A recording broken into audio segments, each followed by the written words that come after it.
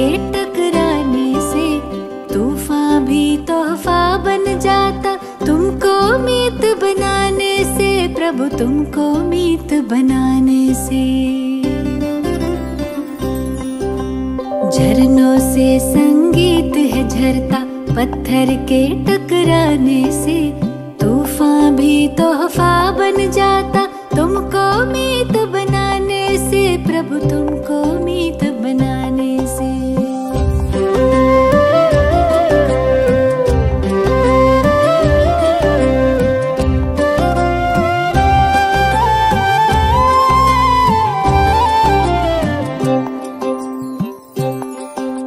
सागर रास्ता दे देता, पर्वत भी झुक जाता है।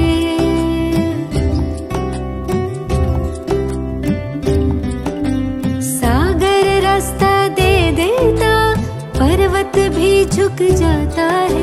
नामुमकिन मुमकिन हो जाता, वक्त भी रुक जाता है।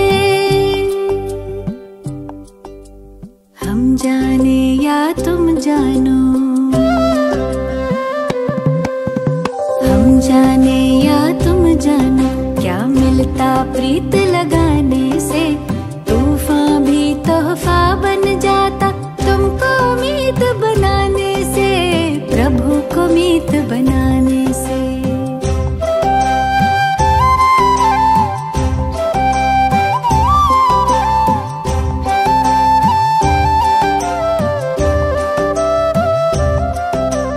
याचना ना कामना, तुमसे कुछ ना मांगे हम। याचना ना कामना, तुमसे कुछ ना मांगे हम। योग करें हम, योग्य बने प्रभु, काम तुम्हारे आए हम।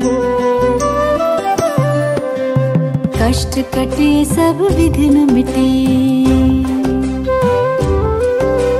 कष्ट कटे सब विघ्न मिटे। लगन की अग्न लगाने से तूफान भी तोहफा बन जाता। तुमको मीत बनाने से प्रभु को मीत बनाने से। झरनों से संगीत है झरता, पत्थर के टकराने से तूफान भी तोहफा बन जाता। तुमको मीत बनाने से प्रभु, तुमको मीत बनाने से। हाँ, प्रभु को मीत बनाने से। हो, तुमको मीत बनाने से। ओम शांति। शिव बाबा जादूगर भी है, रत्नागर भी है, सौदागर भी है और कारीगर भी है। ऐसी कारीगरी करते हैं जो आत्मा से पुराना ककपन निकल जाता है, अंदर के विकार निकल जाते हैं और मनुष्य आत्मा संपूर्ण निर्विकारी बन जाती है। एक ऐसी मूरत बन जाती है जिसकी सूरत से आत्माओं को शांति, सुख, आनंद, पवित्रता का प्रकाश मिलता है। और हम आत्माएं भी बाबा के समान जब कारीगर बन जाती हैं तो अन्य आत्माओं की सेवा करके उन्हें भी नई दुनिया की स्थापना के लिए साक्षात मूरत बना देती हैं। तो ऐसा बाबा जो हमें एक विचित्र कारीगरी दिखाता है, दिखाता भी है और सिखाता भी है। जो सारी सृष्टि देवत्व की ओर चली जाती है, दुनिया में देवी देवताओं का राज्य हो जाता है। तो ये कारीगरी क्या है और कैसे ये महापरिवर्तन होता है, आज की मुरली हमें बताती है। सुनते हैं बाबा के मधुर महावाक्य। आज है 7 अक्टूबर 2024। बाबा के महावाक्य हैं, मीठे बच्चे, बाप आए हैं तुम बच्चों को कुंभी पाक नर्क से निकालने के लिए। तुम बच्चों ने बाप को निमंत्रण भी इसलिए दिया है। क्या कहा हमने भक्ति मार्ग में बाबा को कि आओ पतित पावन, आ जाओ। तो दुनिया पतित है ना। गरुड़ पुराण में 36 प्रकार के अलग अलग नरक बताए हैं। इंसान जैसे कर्म करते हैं उस अनुसार मनुष्य आत्माओं को मरने के उपरांत कैसी कैसी सज़ाएं मिलती हैं, उसके आधार पर ये नरक है। और उन्हीं में से एक है कुंभी पाक नरक। कहते हैं कि जो इंसान ब्राह्मण की हत्या करता है या फिर किसी की ज़मीन लूट लेता है, वो इस नरक में जाता है, जहाँ पर आग से धधकती हुई रेत होती है और वहाँ मनुष्य आत्मा को फेंक दिया जाता है।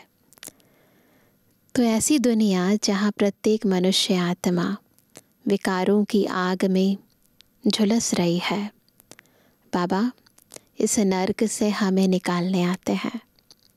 आज का प्रश्न है, तुम बच्चे बहुत बड़े ते बड़े कारीगर हो, कैसे? तुम्हारी कारीगरी क्या है? उत्तर है, हम बच्चे ऐसी कारीगरी करते हैं जो सारी दुनिया ही नई बन जाती है। उसके लिए हम कोई ईंट व तगारी आदि नहीं उठाते हैं, लेकिन याद की यात्रा से नई दुनिया बना देते हैं।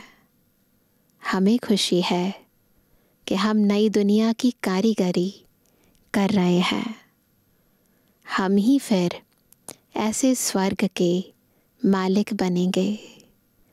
खुद ही कारीगरी कर रहे हैं और खुद ही फिर मालिक बनेंगे ना। कभी देखा है कोई ऐसा मंदिर जिसमें जो कारीगर बनाने वाले हैं वही फिर मंदिर के ऑनर भी हों? परंतु हम इस सारी दुनिया को मंदिर बना रहे हैं, स्वर्ग बना रहे हैं, और फिर उसी स्वर्ग के हम ही मालिक बनने वाले हैं। ओम शांति। मीठे मीठे रूहानी बच्चों प्रति रूहानी बाप समझाते हैं, जब तुम जब अपने अपने गांव से निकलते हो तो यह बुद्धि में रहता है कि हम जाते हैं शिव बाबा की पाठशाला में। ऐसे नहीं कोई साधु संत आदि का दर्शन करने व शास्त्र आदि सुनने जाते हो। ऐसे तो मन में नहीं आता ना कि हम अपने गुरुजी का सत्संग करने जा रहे हैं, शास्त्र सुनने जा रहे हैं। तो ऐसे नहीं आता कि कोई शास्त्र आदि सुनने आते हो। तुम जानते हो हम जाते हैं शिव बाबा के पास। दुनिया के मनुष्य तो समझते हैं शिव ऊपर में रहते हैं। कहते ना भगवान कहाँ है, तो कहते ऊपर रहते हैं। वह जब याद करते हैं तो आंखें खोल कर नहीं बैठते। मंदिर में देखते हैं ना, आंखें बंद करके हाथ जोड़कर आरती करते हैं। वह आंखें बंद कर ध्यान में बैठते हैं। शिवलिंग जो देखा हुआ होता है, भल शिव के मंदिर में जाएंगे तो भी शिव को याद करेंगे तो ऊपर में देखेंगे, वह मंदिर याद आएगा। कहीं फिर आंखें बंद कर बैठते हैं। समझते हैं दृष्टि कहाँ भी नाम रूप में अगर जाएगी तो हमारी साधना टूट जाएगी। अभी तुम बच्चे जानते हो, हम भल शिव बाबा को याद करते थे। कोई श्री कृष्ण को याद करते, कोई राम को याद करते, कोई अपने गुरु को याद करते। गुरु का भी छोटा लॉकेट बनाकर पहनते हैं। दुनिया में देखते हैं ना, भक्ति मार्ग में लोग अपने गुरु का लॉकेट बनाकर, है ना, फिर गले में पहन लेते हैं। गीता का भी इतना छोटा लॉकेट बनाकर पहनते हैं। भक्ति मार्ग में तो सब ऐसे ही है। घर बैठे भी याद करते हैं, याद की यात्रा करने भी जाते हैं। चित्र तो घर में रख कर पूजा कर सकते हैं, परंतु यह भी भक्ति की रस्म पड़ी हुई है ना। यूँ तो याद करना है तो कहीं भी कर सकते हैं, लेकिन भक्ति की ये रस्में हैं, मंदिर में जाना, तीर्थों पे जाना ना, जन्म जन्मांतर यात्राओं पर जाते हैं, चारों धाम की यात्रा करते हैं। चार धाम क्यों कहते हैं? क्यों कहते हैं? चार धाम है ना, वेस्ट, ईस्ट, नॉर्थ, साउथ। तो चारों दिशाओं में चारों का चक्र लगाते हैं। भक्ति मार्ग जब शुरू होता है तो पहले एक की भक्ति की जाती है, उसको कहा जाता है अव्यभिचारी भक्ति। तो भक्ति भी शुरू में एक की गई। सतु प्रधान थे, अभी तो इस समय है तमो प्रधान। तो भक्ति की भी ये अलग अलग स्टेजेस हैं। भक्ति भी व्यभिचारी अनेकों को याद करते रहते हैं। तमो प्रधान 5 तत्वों का बना हुआ शरीर, उनको भी पूजते हैं। तो गोया तमो प्रधान भूतों की पूजा करते हैं, परंतु इन बातों को कोई समझते थोड़ी है। भले यहाँ बैठे हैं, परंतु बुद्धि योग कहाँ भटकता रहता है। यहाँ तो तुम बच्चों को आंखें बंद कर शिव बाबा को याद नहीं करना है।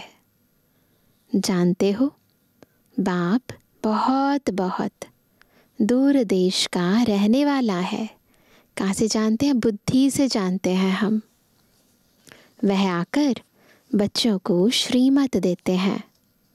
श्रीमत पर चलने से ही श्रेष्ठ देवता बनेंगे। देवताओं की सारी राजधानी स्थापन हो रही है। तुम यहाँ बैठे अपना देवी देवताओं का राज्य स्थापन करते हो। पहले तुमको पता थोड़ी था वह कैसे स्थापन होता है। पहले तो नहीं पता था ना, अभी जानते हो। बाबा हमारा बाप भी है, टीचर बनकर पढ़ाते हैं और फिर साथ में भी ले जाएंगे, सदगति करेंगे। गुरु लोग किसकी सदगति नहीं करते हैं। यहाँ तुमको समझाया जाता है यह एक ही बाप टीचर सतगुरु है। बाप से वर्षा मिलता है। सतगुरु पुरानी दुनिया से नई दुनिया में ले जाएंगे। इन सब बातों को बूढ़ी बूढ़ी माताएं तो समझ ना सके ना, ये सारी ज्ञान का विस्तार है। तो विस्तार को माताएं नहीं समझ सकती, लेकिन सार समझ सकती हैं। उन्हों के लिए मुख्य बात है, क्या है सार? अपने को आत्मा समझ शिव बाबा को याद करना है। हम शिव बाबा के बच्चे हैं, हमको बाबा स्वर्ग का वर्षा देंगे। बूढ़ी माताओं को फिर ऐसी ऐसी तोतली भाषा में बैठ समझाना चाहिए। बिल्कुल जैसे छोटे बेबीज़ होते हैं तो उनको उन्हीं की भाषा में समझाया जाता है। तो ऐसे ही बुज़ुर्ग होते हैं तो उनके सामने भी बिल्कुल सिंपल लैंग्वेज में समझाना होता है। यह तो हर एक आत्मा का हक है, बाप से वर्षा लेना। मौत तो सामने खड़ा है, बहुत नज़दीक है। पुरानी दुनिया सो फिर ज़रूर नई बननी है, नई सो पुरानी। घर को बनने में कितने थोड़े मास लगते हैं, फिर पुराना होने में 100 वर्ष लग जाते हैं। तो बनने में कम टाइम लगता है, लेकिन जब पुराने की बात होती है तो ज़्यादा टाइम लगता है। ऐसे ही नई दुनिया बनने में कम टाइम लगता है, लेकिन पुरानी होने में कितना ज़्यादा टाइम लगता है। अभी तुम बच्चे जानते हो यह पुरानी दुनिया अब खलास होनी है। यह लड़ाई जो अब लगती है, वह फिर 5000 वर्ष के बाद लगेगी। ये सब बातें बुढ़ियाएँ तो समझ ना सके। तो जब बाबा ने ये साकार मुरली सुनाई तो समझो उस समय शायद बाबा के सामने बुढ़ियाएँ बैठी होंगी, बुज़ुर्ग माताएं बैठी होंगी, तो बाबा उन पर भी फोकस करते हैं ना। यह फिर ब्राह्मणियों का काम है उन्हों को समझाना। उनके लिए तो एक अक्षर ही काफ़ी है। क्या है वो अक्षर? अपने को आत्मा समझ बाप को याद करो। तुम आत्मा परम धाम में रहने वाली हो। फिर यहाँ शरीर लेकर पाट बजाते हो। आत्मा यहाँ दुख और सुख का पाट बजाते हैं। इस सृष्टि में मूल बात बाप कहते हैं, मुझे याद करो और सुख धाम को याद करो। बाप को याद करने से पाप कट जाएंगे और फिर स्वर्ग में आ जाएंगे। अब जितना जो याद करेंगे उतना पाप कटेंगे। बुढ़ियाएँ तो हिरी हुई हैं, सत्संगों में जाकर कथा सुनती है। उन्हों को फिर घड़ी घड़ी बाप की याद दिलानी है। स्कूल में तो पढ़ाई होती, कथा नहीं सुनी जाती। भक्ति मार्ग में तो तुमने ढेर कथाएं सुनी है, परंतु उनसे कुछ भी फायदा नहीं होता है। छीछी दुनिया से नई दुनिया में तो जा ना सके, और ही दुनिया पुरानी होती जाती है, आत्माएं और ही विकारी होती जाती हैं, तो कुछ फ़ायदा नहीं होता, आत्मा की उन्नति नहीं होती। मनुष्य ना तो रचयिता बाप को न रचना को जानते हैं। नीति नीति कह देते हैं, हम नहीं जानते। तुम भी आगे नहीं जानते थे, अभी तुम भक्ति मार्ग को अच्छी रीति जान गए हो। घर में भी बहुतों के पास मूर्तियाँ होती हैं। चीज़ वही है, मंदिर में भी मूर्तियाँ हैं, घर में भी मूर्तियाँ हैं। कोई कोई पति लोग भी स्त्री को कहते हैं, तुम घर में मूर्ति रख बैठ पूजा करो, बाहर धक्का खाने क्यों जाती हो? परंतु जाती है ना फिर भी, परंतु उन्हों की भावना रहती है मंदिर में जाएं, तीर्थों पर जाएं। अभी तुम समझते हो, तीर्थ यात्रा करना माना भक्ति मार्ग के धक्के खाना। अनेक बार तुमने 84 के चक्र काटे। नहीं, ये कौन सा तीर्थ है, हमने कितनी बारी, अनगिनत बार ये 84 का चक्र काटा है। सतयुग त्रेता में तो कोई यात्रा नहीं होती, वहाँ कोई मंदिर आदि होता नहीं। यह यात्राएं आदि सब भक्ति मार्ग में ही होती हैं। ज्ञान मार्ग में यह सब कुछ होता नहीं। उनको कहा जाता है भक्ति। ज्ञान देने वाला तो एक के सिवाय दूसरा कोई है नहीं। ज्ञान से ही सद्गति होती है। ज्ञान अभी हमें मिल रहा है। इस ज्ञान को सुनने से हम आत्माओं की सद्गति होती है। बाकी भक्ति करने से कोई सद्गति नहीं होती, उल्टा और ही आत्मा दुर्गति को पा गई है।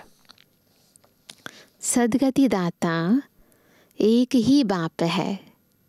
शिव बाबा को कोई श्री श्री नहीं कहते, उनको टाइटल की दरकार नहीं। बाबा को टाइटल की ज़रूरत नहीं है, यह तो बड़ाई करते हैं। उनको कहते ही हैं शिव बाबा। ऐसे बहुत सारे टाइटल लगाते नहीं, जैसे बहुत सारे साधु सन्यासी होते हैं, उनके आगे लगा देते हैं श्री श्री 108 जगत गुरु। तो बाबा को इन टाइटल्स की ज़रूरत नहीं है, वो सिंपल शिव बाबा है। तुम बुलाते हो शिव बाबा, हम पतित बन गए हैं, हमको आकर पावन बनाओ। भक्ति मार्ग के दुबन में गले तक फंस पड़े हैं, भक्ति मार्ग भी एक दलदल की तरह है, फंस जाते हैं ना, फिर निकलना मुश्किल हो जाता है। फंसकर फिर चिल्लाते हैं, विषय वासना के दुबन में एकदम फंस पड़ते हैं। सीढ़ी नीचे उतरते उतरते फंस पड़ते हैं, कोई को भी पता नहीं पड़ता। तब कहते हैं बाबा हमको निकालो। जब अच्छी तरह फंस जाते हैं ना, तो फिर कहते हैं बाबा अब हमें निकालो। बाबा को भी ड्रामा अनुसार आना ही पड़ता है। बाप कहते हैं मैं बंधायमान हूँ, बाबा भी ड्रामा के बंधन में बंधे हुए हैं, तो अपने टाइम पर आना पड़ता है, हमें निकालना पड़ता है। इन सब को दुबन से हमको निकालने के लिए बाबा बंधे हुए हैं। इनको कहा जाता है कुंभी पाक नर्क, है ना। कुंभी पाक नर्क, ऐसा नर्क जहाँ दिखाते हैं कि आत्माओं को तपती हुई रेत के अंदर फेंक दिया जाता है।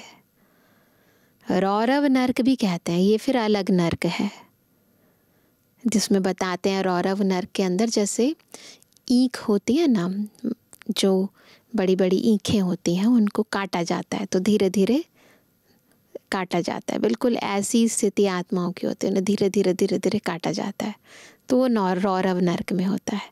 तो अलग अलग सजाओं के लिए अलग अलग नर्क हमारे गरुड़ पुराण में बताए गए हैं। भाव यही होता है कि अगर गलत कर्म करेंगे तो उस कर्म की अलग अलग गलत तरीके से फिर आपको सज़ाएं मिलेंगी।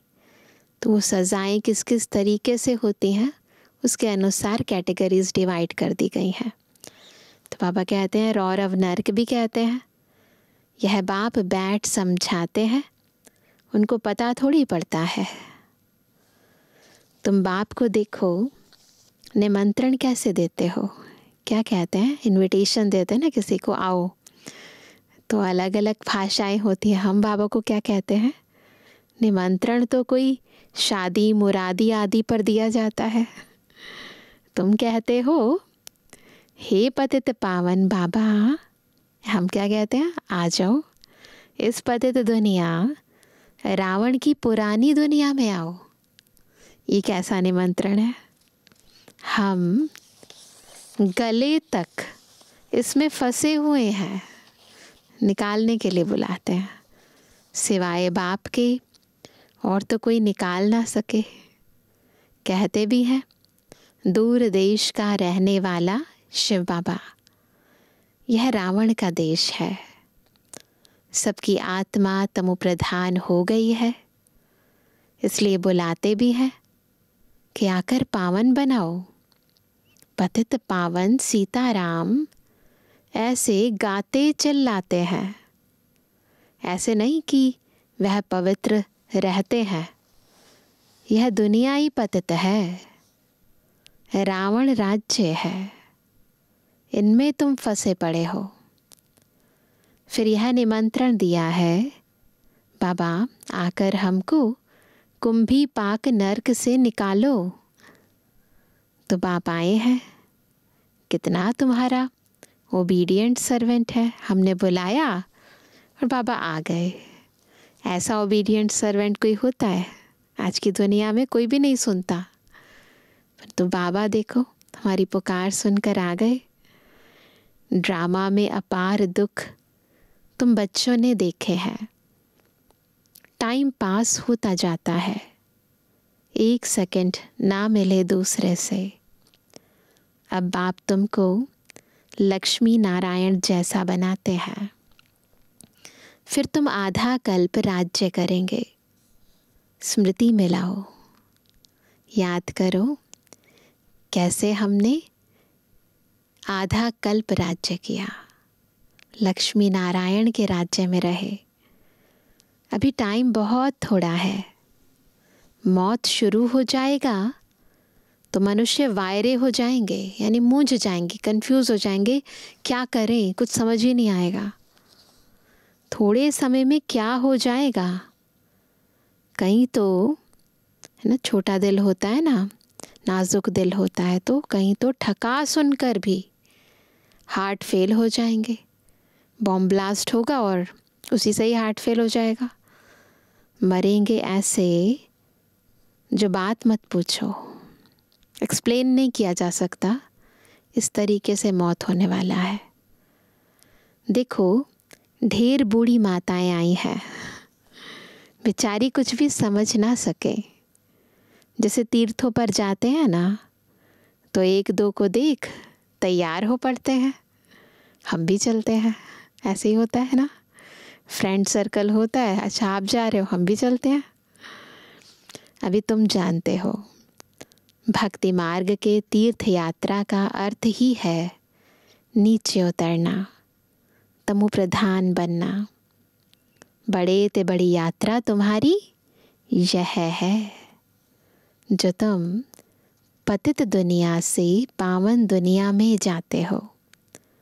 तो इन बच्चियों को कुछ तो शिव बाबा की याद दिलाते रहो। न ज़्यादा विस्तार नहीं समझा सकते, पर चलो जैसी भी बुद्धि है, पर किसी न किसी रीति बाबा की याद ज़रूर दिलाने हैं। शिव बाबा का नाम याद है, थोड़ा बहुत सुनती हैं तो स्वर्ग में आएंगी। यह फल ज़रूर मिलना है। बाकी पद तो है पढ़ाई से, ना पद ऊंचा चाहिए तो पढ़ाई करनी पड़ेगी। उसमें बहुत फ़र्क पड़ जाता है ना, एक पद और दूसरे पद में बहुत अंतर हो जाता है। ऊंच ते ऊंच फिर कम से कम, इतना अंतर होता है। रात दिन का फ़र्क पड़ जाता है ना, कहाँ राजा कहाँ प्रजा और उसके भी दास दासी, कहाँ प्राइम मिनिस्टर कहाँ नौकर चाकर, होते हैं ना अलग अलग। देश के अंदर भी है तो सारे ही भारत देश के निवासी, परंतु कहाँ प्राइम मिनिस्टर और कहाँ नौकर चाकर। तो है तो सारे सतयुग में, परंतु कहाँ राजा महाराजा विश्व महाराजा और कहाँ प्रजा दास दासी। राजधानी में नंबरवार होते हैं, स्वर्ग में भी राजधानी होगी, परंतु वहाँ पाप आत्माएं गंदे विकारी नहीं होते। वह है ही निर्विकारी दुनिया। तुम कहेंगे हम यह लक्ष्मी नारायण ज़रूर बनेंगे। तुमको हाथ उठाते देख बुढ़ियाँ आदि भी सब हाथ उठा देंगी। ऐसे होता है, देखा देखी उठा देती हैं, समझती कुछ नहीं है। फिर भी बाप के पास आई हैं तो स्वर्ग में तो जाएंगी, परंतु सब ऐसे थोड़ी बनेंगी, प्रजा भी बनेंगी। बाप कहते हैं मैं गरीब निवास हूँ, तो बाबा गरीबों को देख खुश होते हैं। भल कितने भी बड़े ते बड़े साहूकार पदमपति हैं, उनसे भी यह ऊंच पद पाएंगे। उनके पास तो आने की भी फुर्सत नहीं है, परंतु फिर भी कदम रखते हैं, बाबा को थोड़ा याद करते हैं तो स्वर्ग में तो आ जाएंगे ना। परंतु साहूकार तो उनके पास तो उतना भी टाइम नहीं है, तो उनसे भी यह ऊंच पद पाएंगे 21 जन्मों के लिए। यह भी अच्छा है। बुढ़ियाँ जब आती हैं तो बाप को खुशी होती है, फिर भी कृष्णपुरी में तो जाएंगी ना। चलो इतना तो है ना कि श्री कृष्णपुरी में जाएंगी, तो बाबा को ये भी खुशी होती है कि चलो कम से कम श्री कृष्णपुरी में तो जाएंगी ना। यह है रावणपुरी, जो अच्छी रीति पढ़ेंगे तो श्री कृष्ण को भी गोद में झुलाएंगे। प्रजा थोड़ी अंदर आ सकेगी राजमहल में, वह तो कभी करके दीदार करेगी। जैसे पोप दीदार कराते हैं खिड़की से, जैसे पुराने महाराजा भी थे ना, एक दीवाने आम होता था, दीवाने खास होता था। तो आम में जब कभी कभी प्रजा को दर्शन देने आते थे, तो ऐसे पोप भी करते हैं, खिड़की से दर्शन देते हैं। लाखों आकर इकट्ठे होते हैं दर्शन करने, परंतु उनका हम क्या दीदार करेंगे। ऐवर पावन तो एक ही बाप है जो तुमको आकर पावन बनाते हैं। सारे विश्व को सतो प्रधान बनाते हैं, वहाँ यह 5 भूत रहेंगे नहीं। 5 तत्व भी सतो प्रधान बन जाते हैं, तुम्हारे गुलाम बन जाते हैं। कभी भी ऐसी गर्मी नहीं होगी जो नुकसान हो जाए। 5 तत्व भी कायदे अनुसार चलते हैं, अकाले मृत्यु नहीं होती। अभी तुम स्वर्ग में चलते हो तो नर्क से बुद्धि योग निकाल लेना चाहिए। जहाँ जा रहे हैं वहाँ बुद्धि योग लगना चाहिए। जहाँ से जा रहे हैं वहाँ से टूट जाना चाहिए। जैसे नया मकान बनाते हैं तो पुराने से बुद्धि हट जाती है, बुद्धि नए में चली जाती है। यह फिर है बेहद की बात। वो है हद के मकान की बात, ये है बेहद की दुनिया की बात। नई दुनिया की स्थापना हो रही है, पुरानी का विनाश होना है। तुम हो नई दुनिया स्वर्ग बनाने वाले। कौन है? हम लोग नई दुनिया बनाने वाले। तुम बहुत अच्छे कारीगर हो, जानते हो अपनी कारीगरी को। अपने लिए स्वर्ग बना रहे हो। कितने बड़े अच्छे कारीगर हो। याद की यात्रा से दिखाई नहीं दे रहा, आवाज़ नहीं हो रही, शोर नहीं है। दुनिया में कोई मकान बनता है कितना शोर होता है। यहाँ हम पूरी नई दुनिया बना रहे हैं एकदम साइलेंस में। याद की यात्रा से नई दुनिया स्वर्ग बनाते हो। थोड़ा भी याद करो, बाबा कहते ज़्यादा नहीं, थोड़ा भी याद करो तो स्वर्ग में आ जाएंगे। तुम गुप्त वेश में अपना स्वर्ग बना रहे हो। दिखाई नहीं दे रहे, कुछ बना रहे हैं, कुछ कर रहे हैं, परंतु बस गुप्त वेश में अपना स्वर्ग बना रहे हैं। जानते हो हम इस शरीर को छोड़ फिर जाकर स्वर्ग में निवास करेंगे। तो ऐसे बेहद के बाप को भूलना नहीं चाहिए। अभी तुम स्वर्ग में जाने के लिए पढ़ रहे हो, अपनी राजधानी स्थापन करने के लिए पुरुषार्थ कर रहे हो। यह रावण की राजधानी खलास होनी है, खत्म होनी है, तो अंदर में कितनी खुशी होनी चाहिए। हमने यह स्वर्ग तो अनेक बार बनाया है, राजाई ली फिर गवाई है। कई बार बनाया है, कई बार आए हैं, कई बार छोड़ा है। यह भी याद करो तो बहुत अच्छा।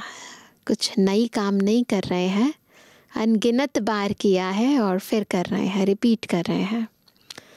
हम स्वर्ग के मालिक थे, बाप ने हमको ऐसा बनाया था। बाप को याद करो तो तुम्हारे पाप भस्म होंगे। कितना सहज रीति तुम स्वर्ग की स्थापना कर रहे हो। पुरानी दुनिया के विनाश के लिए कितनी चीज़ें निकलती रहती हैं, बहुत सारी चीज़ें हैं। कुदरती आपदाएं, मूसल यानी मिसाइल्स आदि द्वारा अपनी पुरानी दुनिया, सारी पुरानी दुनिया ख़त्म होगी। तो कैसे ख़त्म होगी? एटॉमिक वॉर है, मिसाइल्स हैं, है ना, फिर नेचुरल कैलेमिटीज़ हैं, फिर सिविल वॉर है।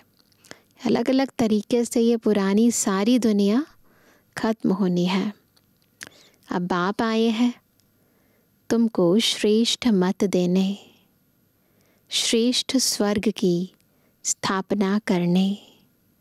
अनेक बार तुमने यह स्थापना की है, तो बुद्धि में याद रखना चाहिए। अनेक बार राज्य लिया फिर गवाया है, यह बुद्धि में चलता रहे। क्या कितनी बार हमने राज्य लिया, कितनी बार गवाया, तो ये बुद्धि में चलता रहे और एक दो को भी यह बातें सुनाओ। दुनियावी बातों में समय नहीं गंवाना चाहिए। है ना। बस बाबा ने क्या बताया, रचता और रचना के जो ज्ञान बताया है ना, कैसे ये ड्रामा चलता है, ईश्वरीय ज्ञान में मन बुद्धि रमण करना चाहिए। बाप को याद करो, स्वदर्शन चक्रधारी बनो। यहाँ बच्चों को अच्छी रीति सुनकर फिर बहुत उगारना है, सुनना है और फिर उगारना भी है, उसको चर्निंग करनी है, मनन मंथन करना है, सिमरण करना है। बाबा ने क्या सुनाया? शिव बाबा और वर्षे को तो ज़रूर याद करना चाहिए। बाप हथेली पर बहिश्त ले आए हैं। क्या लेकर आए हैं हमारे लिए? बहिश्त, स्वर्ग लेकर आए हैं। पवित्र भी बनना है, पवित्र नहीं बनेंगे तो सज़ा खानी पड़ेगी। पद भी बहुत छोटा पा लेंगे, सज़ा भी खाएंगे, फिर पद भी कम हो जाएगा। स्वर्ग में ऊंच पद पाना है तो अच्छी रीति धारणा करो। धारणा करना एक अलग बात है, पर अच्छी रीति, जो तरीका, जिस तरीके से बाबा ने बताया है, धारणा करने का जो तरीका बताया है, उसी रीति धारणा करना है। बाबा रास्ता तो बहुत सहज बताते हैं। अच्छा मीठे मीठे के जन्मानी बच्चों पे जुर्मानी बाप दादा का दिल जान से को प्रेम से नंबरवार पुरुषार्थ अनुसार याद किया। रूहानी बच्चों की रूहानी बाप दादा को गुड मॉर्निंग, नमस्ते नमस्ते नमस्ते। धारणा के लिए मुख्य सार है, पहला, बाप जो सुनाते हैं उसे अच्छी तरह सुनकर फिर उगारना है। दुनियावी बातों में अपना समय नहीं गंवाना है। सेकंड पॉइंट, बाप की याद में आंखें बंद करके नहीं बैठना है। श्री कृष्ण की राजधानी में आने के लिए पढ़ाई अच्छी रीति पढ़नी है। आज का वरदान है, मन बुद्धि को झमेलों से किनारा कर, मिलन मेला मनाने वाले झमेला मुक्त भवा। कैसे बनेंगे सब झमेलों से मुक्त? जब मन बुद्धि को झमेलों से किनारे करके मिलन मेला मनाएंगे। कई बच्चे सोचते हैं यह झमेला पूरा होगा तो हमारी अवस्था व सेवा अच्छी हो जाएगी। सोचते ना ये प्रॉब्लम निकल जाए बस फिर अच्छा हो जाएगा। लेकिन झमेले पहाड़ के समान हैं, पहाड़ नहीं हटेगा। लेकिन जहाँ झमेला हो वहाँ अपने मन बुद्धि को किनारे कर लो। दिखा है रास्ते में पहाड़ है, साइड ले लो, तो किनारे कर लो, या उड़ती कला से झमेले के पहाड़ के भी ऊपर चले जाओ, अपनी स्थिति को इतना ऊंचा कर लो तो पहाड़ भी आपको सहज अनुभव होगा। ना ऊपर जा रहे हैं प्लेन से तो पहाड़ पता चलता है ना, बिल्कुल छोटा दिखाई देता है, तो वो भी आपको सहज अनुभव होगा। झमेलों की दुनिया में झमेले तो आएंगे ही। आप मुक्त रहो तो मिलन मेला मना सकेंगे। तो इसलिए इंतज़ार नहीं करो कि झमेला जाए तो मिलन मेला मनाए। नहीं, तरीका अपनाओ, या किनारा कर लो या ऊपर उड़ जाओ और बस झमेलों में भी मेला मनाओ। स्लोगन है, इस बेहद नाटक में हीरो पार्ट बजाने वाले ही हीरो पार्टधारी हैं। तो इस बेहद नाटक में जो हीरो पार्ट बजाते हैं ना, जो संगम युग पर पूरा हीरा बनते हैं, तो वो हीरो पार्ट बजाते हैं, हीरो पार्टधारी कहलाते हैं। अभी सुनते हैं आज का अव्यक्त इशारा। जितना आपस में संस्कारों को समानता में लाएंगे उतना ही समीप आएंगे। जैसे साकार रूप के संस्कार उपराम और साक्षी दृष्टा के रहे, जैसे साकार रूप के संस्कार कैसे रहे, उपराम और साक्षी दृष्टा के रहे, यही साकार के संपूर्ण स्थिति के श्रेष्ठ लक्षण थे। ब्रह्मा बाबा के यही श्रेष्ठ लक्षण थे। इन संस्कारों में समानता लानी है। इससे ही सर्व के दिलों पर विजयी होंगे और जो संगम पर सर्व के दिलों पर विजयी बनता है वही भविष्य में विश्व महाराजन बनता है। तो इसलिए संस्कार मिलाने हैं, सबके साथ मिलकर रहना है, दिलों पर विजय प्राप्त करनी है। अच्छा, ओम शांति।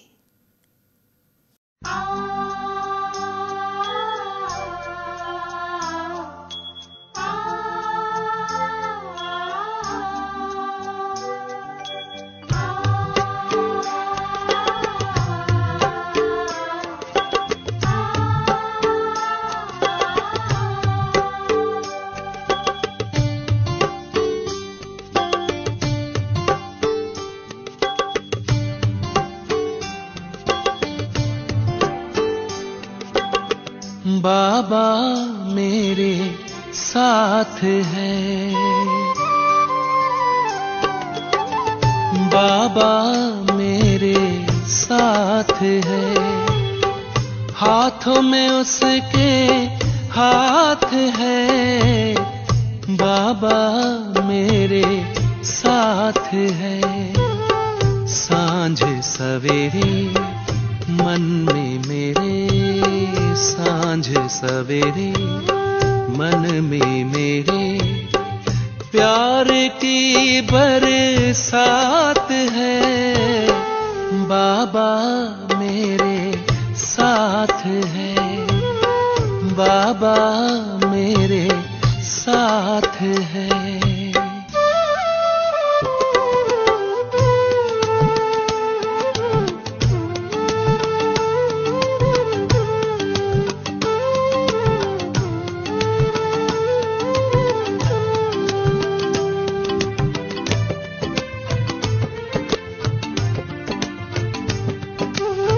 कोटों में कोई प्यारे बाबा ने आकर हमें चुना है, कोटों में कोई प्यारे बाबा ने आकर हमें चुना है। अपना बना के भाग्य जगाया, दिल का ये कहना है। इन नैनों में छाए हो बाबा, इन नैनों में छाए हो बाबा, आप तो दिन रात है, बाबा मेरे साथ है, बाबा मेरे साथ है।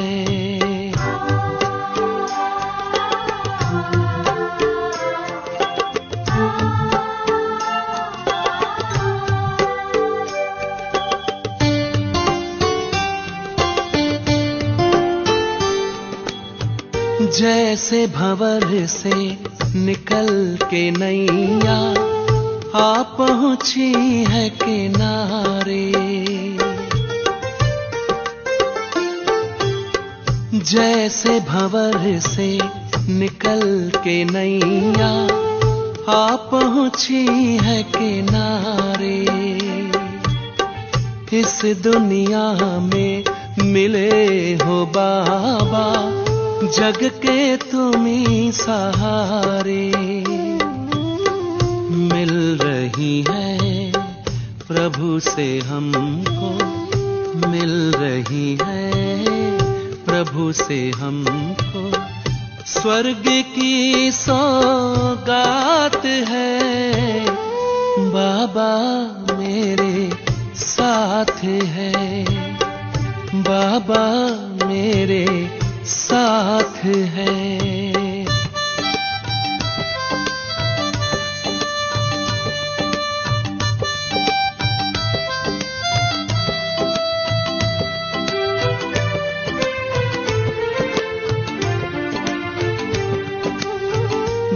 ध्यान रखते सदा हमारा, दिव्य गुणों से सजाते। ध्यान रखते सदा हमारा, दिव्य गुणों से सजाते। काबिल बनाते अपने जैसा, ऊंचा हमें उठाते। पास सदा हो बाबा मेरे, पास सदा हो बाबा मेरे। डरने की क्या बात है, बाबा मेरे साथ है। बाबा मेरे साथ है। हाथों में उसके हाथ है, बाबा मेरे साथ है। साँझ सवेरे मन में मेरे, साँझ सवेरे मन में मेरे, प्यार की बरसात है। बाबा मेरे साथ है, बाबा मेरे साथ है, बाबा मेरे साथ है।